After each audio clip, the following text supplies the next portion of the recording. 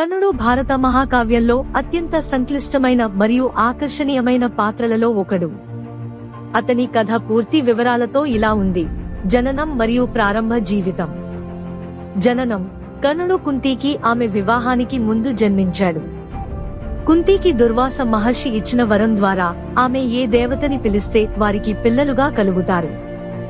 ఆసక్తి కారణంగా కుంతీ సూర్యదేవుడిని పిలిచింది మరియు కర్ణుడిని ఆశీర్వదించారు.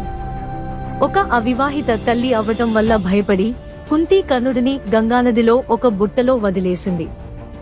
దత్తత: ఆ బుట్టను అతిరథుడు, ధృతరాష్ట్ర మహారాజు యొక్క సారథి మరియు అతని భార్య రాధ దొరకాయి. వారు కర్ణుడిని తమ కుమారునిగా స్వీకరించారు మరియు వసుసేన అని పేరు పెట్టారు. విద్య మరియు నైపుణ్యాలు. విద్య: కర్ణుడు అతని అసాధారణ నైపుణ్యాలు మరియు ఉన్నత లక్షణాలు ఉన్నప్పటికీ తక్కువ వర్ణం కారణంగా వివక్షకు గురయ్యాడు. ఆయన ద్రోణాచార్యుని శిక్షణ కోసం వచ్చాడు కానీ తిరస్కరించబడ్డాడు. గొప్ప యోధుడు కావాలని సంకల్పించి కర్ణుడు పరశురాముని ఆశ్రయం కోరాడు. ఎవరు కేవలం బ్రాహ్మణులకు మాత్రమే శిక్షణ ఇస్తారు. కర్ణుడు తన వర్ణం గురించి అబద్ధం చెప్పి శిక్షణ పొందాడు. శాపం: పరశురాముడు చివరకు కర్ణుని మోసాన్ని తెలుసుకున్నాడు. కర్ణుడు బ్రాహ్మణుడిగా తాను చెప్పకపోతే పరశురాముడు అతన్ని శపించకపోయేవాడు. కర్ణుడు బ్రాహ్మణుడిని చెప్పి మోసం చేయడంతో పరశురాముడు కర్ణుని శపించాడు. యుద్ధంలో బ్రహ్మాస్త్రం వాడాల్సినప్పుడు దానిని మర్చిపోవాలని శపించాడు. అదనంగా కర్ణుడు ఓ బ్రాహ్మణుడి పశువును అజాగ్రత్తగా చంపినందుకు అతని రథం చక్రం నేలలో దిగజారుతుందని మరొక శాపం పొందాడు. దుర్యోధనుడితో సంబంధం. దుర్యోధనుడితో స్నేహం: కర్ణుని జీవితం హస్తినాపురంలో ఒక పోటీలో అతడు అర్జునుడిని సవాలు చేసినప్పుడు కీలకంగా మారింది.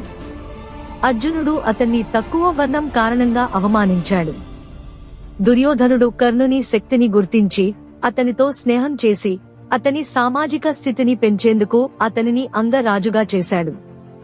కర్ణుడు తన జీవితం మొత్తం దుర్యోధనుడికి విశ్వాసంగా ఉండి పాండవులపై అతని పక్షం పట్టాడు. మహాభారతంలో ప్రధాన సంఘటనలు. వివాహం మరియు కుటుంబం: కర్ణుడు వృషాలితో వివాహం చేసుకుని వృషసేన మరియు సుసేన వంటి పిల్లలను కలిగాడు. తన కుటుంబంపై ప్రేమ ఉన్నప్పటికీ దుర్యోధనుడిపై అతని విశ్వాసం మరియు తన కర్తవ్యం తరచుగా వారిని దూరంగా ఉంచేవి. ఇంద్రుడితో ప్రత్యక్షం: కర్ణుని అమోఘమైన రక్షణ, కవచం మరియు కనుల కారణంగా ఇంద్రుడు అర్జునుడి తండ్రి బ్రాహ్మణుడి రూపంలో అతనికి వచ్చాడు. తన ఉదార స్వభావం కారణంగా కర్ణుడు తన కవచం మరియు కనులను ఇచ్చాడు.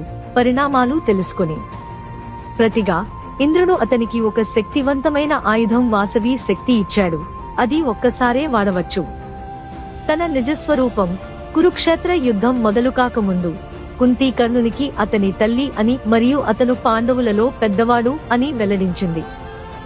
భావోద్వేగ విపరీతమైన: కర్ణుడు దుర్యోధనుడికి విశ్వాసంగా ఉండి కుంతీకి కురుక్షేత్ర యుద్ధంలో పాత్ర.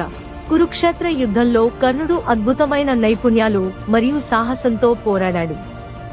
అతని అర్జునుడితో వైరం 17వ రోజు భీకర యుద్ధంలో కల్మినేటెడ్. ఈ యుద్ధంలో కర్ణుని రథం చక్రం నేలలో దిగింది శాపం ఫలితంగా.